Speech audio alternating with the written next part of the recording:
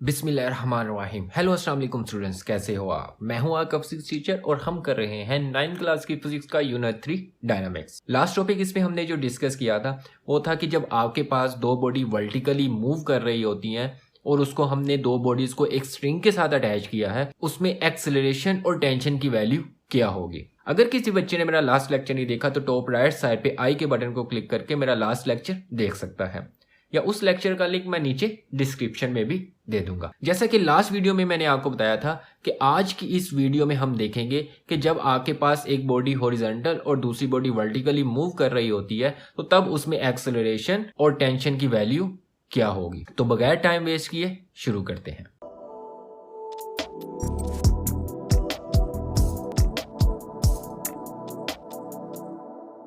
इस टॉपिक की मैं स्टेटमेंट देखूं तो स्टेटमेंट थोड़ी सी लंबी है।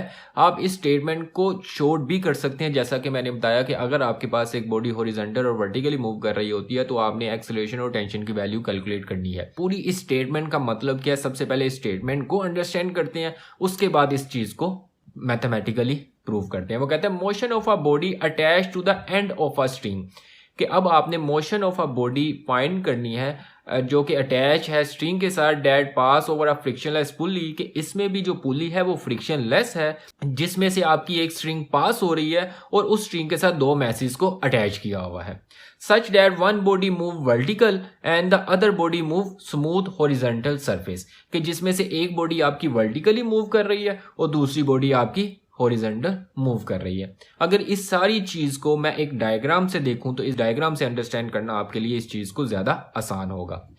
तो जब आप इस डायग्राम को देखते हो तो आपके पास ये सारी की सारी स्टेटमेंट आपको खुद ब खुद अंडरस्टैंड हो जाती है। जैसा कि एक बॉडी आपकी हॉरिजॉन्टल मूव कर रही है और दूसरी बॉडी आपकी वर्टिकल मूव कर रही है और इन दोनों बॉडीज को एक स्ट्रिंग के साथ अटैच किया है और इसको एक फ्रिक्शनलेस पुली से पास किया हुआ है। इस टॉपिक में अब हम देखते हैं कि टेंशन और एक्सेलरेशन की वैल्यू क्या होगी। Consider two body A and B of mass m1 and m2। आपके पास सिमिलरली जैसा कि हमने पीछे भी किया था कि दो बॉडीज है, एक बॉडी का मास m1 और दूसरी बॉडी का मास m2 है। सिमिलरली यहाँ पे भी जो बॉडी ए है इसका मास ज्यादा है as compare to body B के, और अगर बॉडी ए का मास ज्यादा है तो क्या होगा, ये बॉडी क्या करेगी, डाउनवर्ड मूव करेगी। Since body A move downward therefore it weights m1g is greater than the tension t in a string। तो अब वो कह रहा है कि जो आपके पास जो बॉडी ए है वो डाउनवर्ड मूव करेगी, वो डाउनवर्ड मूव कर रही है। तो क्यों मूव कर रही है, क्योंकि इसका वेट ज्यादा है। तो वेट ज्यादा होने की वजह से ये जो बॉडी ए है ये नीचे की तरफ मूव करेगी। तो जब नीचे की तरफ मूव करेगी तो अब हम यहाँ पे भी देखेंगे कि इस बॉडी पे कितनी फोर्स एक्ट कर रही है। Net force acting on a body A equal है m1g माइनस टी। अब यहां पे भी सेम, क्योंकि वेट इसका ज्यादा था टेंशन से, तो वेट में से मैंने टेंशन को माइनस कर दिया, तो इस बॉडी पे जितनी फोर्स एक्ट कर रही है वो निकल आएगी। तो यहां पे भी सेम वही सिनेरियो कि जबकि बॉडी आपकी मूव कर रही है तो according to the Newton second law of motion तो क्या होगा, फोर्स आपके पास किसके इक्वल आएगी, m1a इक्वल है m1g माइनस टी। इसको मैंने रेड इक्वेशन से शो कर दिया। अब हम यहाँ पे देखते हैं कि बॉडी जो बी है जो कि हॉरिजॉन्टल मूव कर रही है इस पे कितनी फोर्स एक्ट करेगी। अगर किसी बच्चे को ये चीज समझ लग गई तो ये पूरे का पूरा टॉपिक उसको बड़ी आसानी से और बड़ी जल्दी समझ लग जाएगा। अब डायग्राम मैंने यहाँ पे अगेन वही शो कर दी ताकि आपको अंडरस्टैंड करना आसान हो। तो अब हम देखते हैं कि जो बॉडी बी है उस पे जो फोर्स लग रही है वो क्या होगी। सबसे पहले इस बॉडी के वेट की बात करते हैं। तो इस बॉडी का जो वेट होगा वो एक्ट वर्टिकली डाउनवर्ड करेगा, नीचे की तरफ करेगा। हमने इसको टेबल पे रखा हुआ है, टेबल पे भी रखा हुआ है तो इसका वेट नीचे की तरफ ही होगा, क्योंकि हमने ये चीज डिस्कस की थी कि जमीन हर चीज को अपनी तरफ खींचती है एक कांस्टेंट ग्रेविटेशनल एक्सेलरेशन से। वो कहते हैं weight m2g of a body B act downward, कि इसका जो वेट एक्ट डाउनवर्ड करेगा। अगर इसका वेट नीचे की तरफ एक्ट कर रहा है तो टेबल इस ब्लॉक को क्या करेगा, ऊपर की तरफ उठाए रखेगा, जो कि रिएक्शन फोर्स होगी, इस टेबल का रिएक्शन होगा। रिएक्शन कैसे होगा, क्योंकि जो ब्लॉक है वो एक्शन कर रहा है टेबल के ऊपर, और टेबल क्या करेगा, रिएक्शन करेगा, इसको ऊपर की तरफ फोर्स लगाएगा, और ऊपर की तरफ जो फोर्स लगाएगा वो रिएक्शन फोर्स होगी। वो कहता है reaction R of the horizontal surface acting on a body B in the upward direction, कि ये जो रिएक्शन फोर्स है ये हॉरिजॉन्टल सरफेस की है जो कि ब्लॉक बी पे लगेगी और उसकी डायरेक्शन क्या होगी, अपवर्ड डायरेक्शन में होगी। तो अपवर्ड डायरेक्शन में ये फोर्स है और वेट नीचे की तरफ है, और ये दोनों equal in magnitude but opposite in direction हो गए, तो जिसकी वजह से ना तो बॉडी अप साइड में मूव कर रही है और ना ही बॉडी डाउन तरफ आ रही है, तो ये बॉडी यहाँ पे रेस्ट हालत में यहाँ पे ही रहेगी। अब बॉडी ये मूव करेगी तो कैसे करेगी? तो अगर मैं देखूं कि इस बॉडी पे अब जो फोर्स लग रही है वो कौन सी फोर्स है जो कि इस बॉडी को मूव करवा रही है horizontally. Tension T in the string pulling the body B horizontally over the smooth surface. अब यहाँ पे देखो, अगर ये दोनों फोर्सेस एक दूसरे को कैंसल आउट कर रही है, ना बॉडी ऊपर जा रही है ना नीचे जा रही है, तो इस ब्लॉक पे जो फोर्स लगेगा वो इस टेंशन की वजह से लगेगी, क्योंकि ये जो टेंशन होगी, ये ब्लॉक नीचे की तरफ मूव कर रहा है, इसका एक्सेलरेशन नीचे की तरफ होगा, तो ये जो टेंशन है ये इसको पुल करेगी, क्योंकि यहाँ पे टेंशन अब ज्यादा है, क्योंकि यहाँ पे टेंशन ज्यादा होने की वजह से फोर्स लगेगी और बॉडी लेफ्ट साइड पे मूव करना शुरू हो जाएगी। तो इतने हिस्से पे अगर मैं फोर्स की बात करूं तो फोर्स आपके पास इक्वल होगा टेंशन के।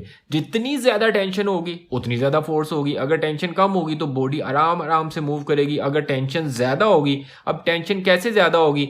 अगर तो ये जो वेट है ये ज्यादा होगा। अगर ब्लॉक ए का जो वेट है अगर ये ज्यादा होगा तो टेंशन ज्यादा होगी, अगर ये वेट कम होगा तो टेंशन कम होगी। अभी हम अज्यूम करते हैं कि एक नॉर्मल टेंशन T है, तो अगर टेंशन T है तो जितनी टेंशन होगी उतनी ही फोर्स होगी, तो T इक्वल है F के। The net force acting on a body B is T, कि एक बॉडी पे जो नेट फोर्स एक्ट कर रही है वो टेंशन T की वजह से कर रही है। फोर्स एक्ट कर रही है और बॉडी आपकी मूव कर रही है, तो यहाँ पे भी Newton cycle law of motion में अप्लाई करूंगा। According to the Newton cycle law of motion तो m2a इक्वल है T के, क्योंकि F इक्वल था आपके पास T के, तो F की जगह पे मैंने m2a पुट कर दिया according to the Newton cycle law of motion. एक इक्वेशन मेरे पास ये आ गई, m2a इक्वल है T के, और एक इक्वेशन रेड आई थी जो अभी हम पीछे डिस्कस करके आए हैं। अब इन्हीं दो इक्वेशंस को यूज करते हुए मैं यहां से टेंशन और एक्सेलरेशन की वैल्यू को कैलकुलेट करूंगा। अब सेम लेफ्ट हैंड साइड को लेफ्ट हैंड साइड से और राइट हैंड साइड को राइट हैंड साइड से ऐड करूंगा। Adding red and green we get acceleration as, कि मैं रेड और ग्रीन इक्वेशन रेड और इक्वेशन ग्रीन को ऐड करूंगा तो मेरे पास एक्सेलरेशन निकल आएगा। m1a प्लस m2a इक्वल है m1g minus T plus T। अगर आपने मेरी पिछली इक्वेशन देखी हो तो वो क्या थी, m1g माइनस टी m1a, तो लेफ्ट हैंड साइड से राइट हैंड साइड से ऐड हुई, तो टेंशन आपस में कैंसिल हो गया, तो यहां से एक्सेलरेशन को मैं कॉमन निकालूंगा, तो मेरे पास जो फाइनल इक्वेशन आएगी a इक्वल है m1 प्लस m2 इक्वल है m1g। अब यहाँ पे देखो एक्सेलरेशन के साथ m1 प्लस m2 मल्टीप्लाई हो रहा है, इसको इसके नीचे लाके क्या करूंगा, मैं डिवाइड कर दूंगा, तो a इक्वल है m1g divided by m1 plus m2।